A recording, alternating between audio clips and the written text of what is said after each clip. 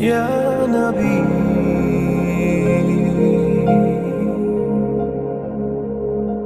یا محمد. لوگوں کی سنا سنائی اور افواہ کی وجہ سے ان کو اٹھا کر کے جیل میں ڈال دیا تھا، لیکن جب بادشاہ کے سامنے انہوں نے کہا کہ مرنے کے بعد اللہ زندہ کرے گا، مرنے کے بعد اللہ اٹھائے گا، مردے زندہ ہوں گے، یہ میری امت کا ولی اگر کہے تو اس کے کہنے پہ مردہ زندہ کر دینا. آپ بتائیں امت عیسیٰ کے ولی کے لیے عیسیٰ تائید میں کھڑے ہوتے ہیں، لیکن امت محمدیہ کے ولی کے لیے محمد الرسول. قرآن کی تفسیر اٹھا کے پڑھنا. جب بلقیس آنے لگی تو جناب بلقیس کی آمد پر سلیمان علیہ السلام تخت بلقیس کو منگانا چاہتے تھے.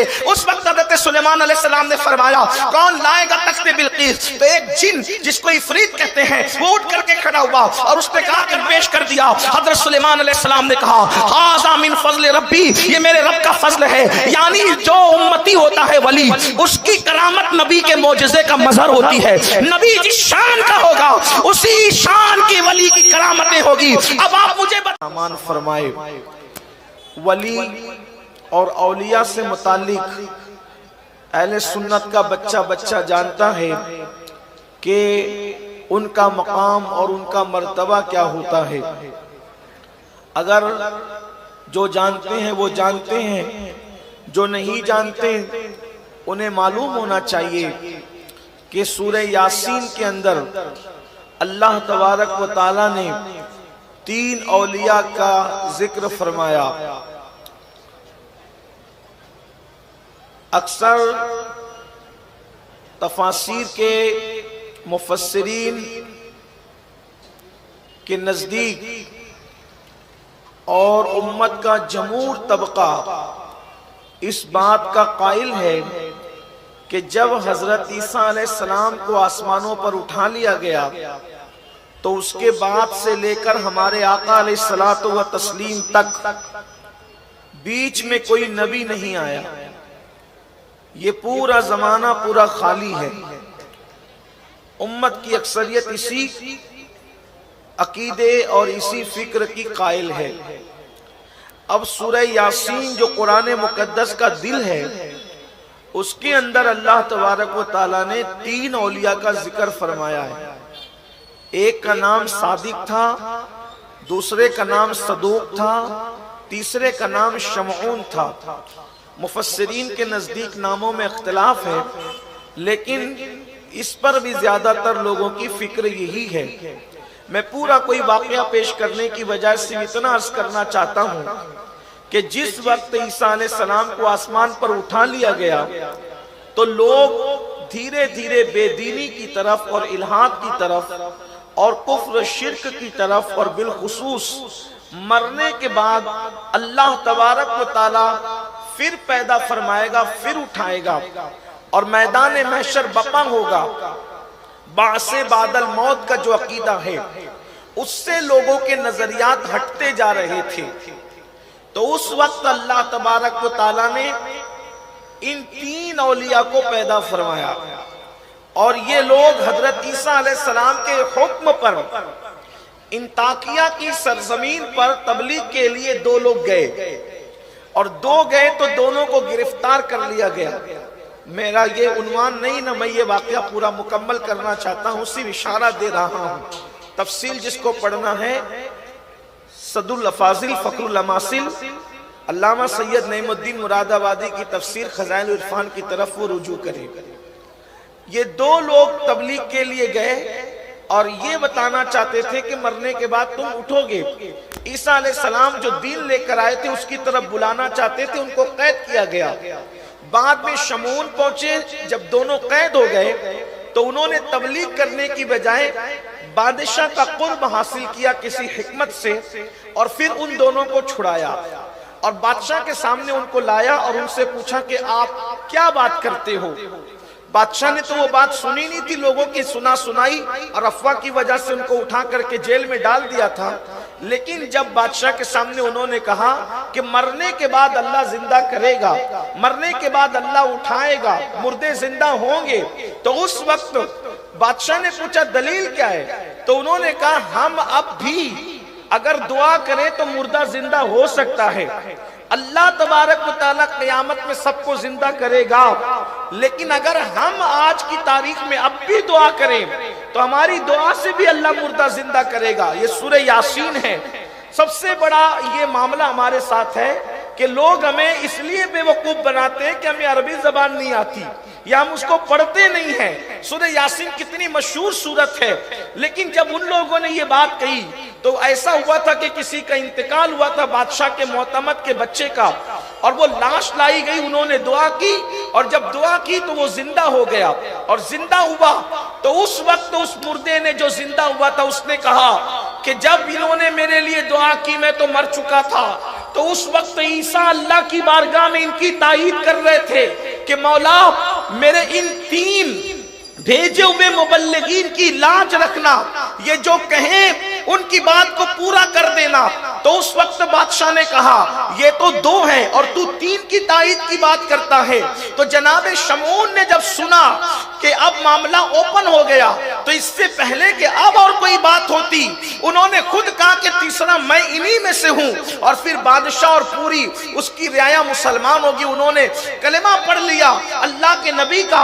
اب مجھے یہاں ایک بات کہنی ہے، یہ بات کون بیان کر رہا ہے؟ قرآن بیان کر رہا ہے۔ یہ بات کون بیان کر رہا ہے؟ قرآن کی تفاسیر بیان کر رہی ہے۔ یہ بات کون بیان کر رہا ہے؟ 1400 سالہ ذخیرہ بیان کر رہا ہے۔ اب آپ مجھے بتائیں اگر عیسیٰ علیہ السلام کی امت کا ولی کوئی مردے کو زندہ کرنا چاہے تو تائید میں عیسیٰ علیہ السلام کھڑے ہوتے ہیں، مولا یہ میری امت کا ولی اگر کہے تو اس کے کہنے پہ مردہ زندہ کر دینا۔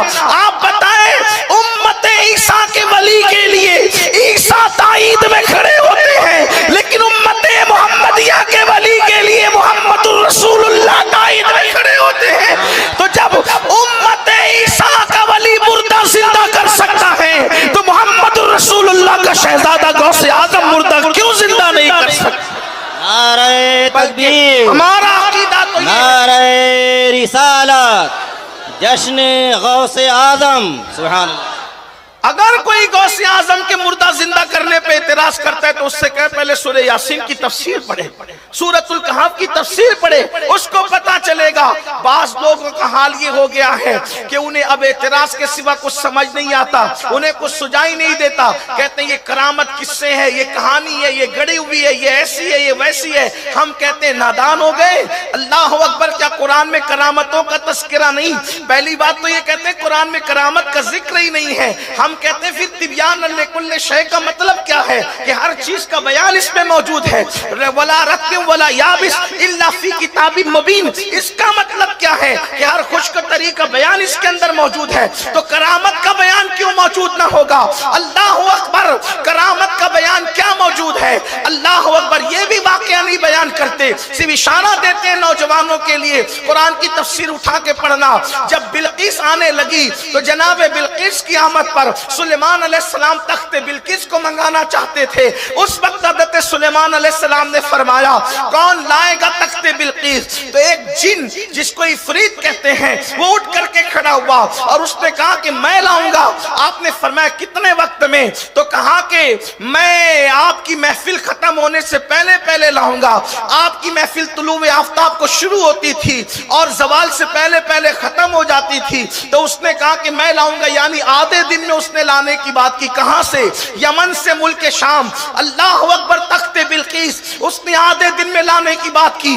حضرت سلیمان نے کہا بہت دیر ہوگی، اس سے پہلے چاہتا ہوں۔ تو حضرت عاصم بن برقیہ جو اس امت کے ولی تھے انہوں نے فرمایا حضور میں لے آؤں گا۔ تو آپ نے فرمایا کتنے وقت میں؟ انہوں نے عرض کیا کہ میں پلک جھپکنے سے پہلے لا کر کے پیش کر دوں گا۔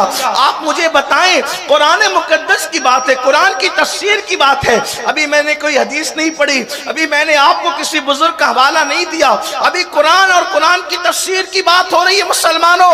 اللہ اکبر، اب آپ مجھے یہاں بتائیں، میں تھوڑی سی بات عرض کرنا چاہتا ہوں۔ سلیمان علیہ السلام کا امتی ولی عاصم بن برقیہ کہتے پلک کے جھپکتے یمن سے ملک شام لو تخت لانا ہے، اس کا مطلب یہاں سے ہٹے بھی نہیں اور تخت بلقیس پلک کے جھپکتے لا رہے ہیں۔ پھر اس کے بعد وہاں کوئی ثبوت نہیں ملتا کہ حضرت آصف نے پوچھا محلہ کون سا ہے، محل کہاں ہے، علاقہ کہاں ہے، کون سی گلی میں محل ہے، کچھ نہیں پوچھا، اس لیے کہ خدا جس کو اپنا ولی بناتا ہے اس کے سامنے کائنات کو رکھ دیتا ہے، اس لیے کہ جس کو تم دوست بناتے ہو اپنے سارے راز اس پر کھول دیتے ہو، تو خدا جس کو دوستی کا مقام عطا کرتا ہے اس کے منصب کے اعتبار سے اس کو اپنے رازوں سے آگاہ فرما دیتا ہے۔ اللہ اکبر۔ اور قرآن کہہ رہا ہے آصف بن برقیہ نے تخت بلقیس پلک کے جھپکتے لا کر پیش کر دیا۔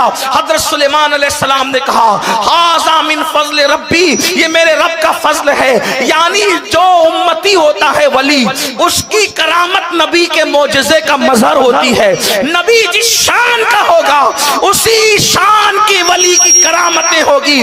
اب آپ مجھے بتائیں آصف امتی ہے اولاد سلیمان نہیں ہے، جب سلیمان کی امتی کا یہ مقام ہے تو محمد رسول اللہ کا امتی بھی ہے اور ان کی اولاد بھی ہے، غوث اعظم کے مرتبے کا عالم کیا ہوگا؟ اللہ سبحانہ نعرہ تکبیر۔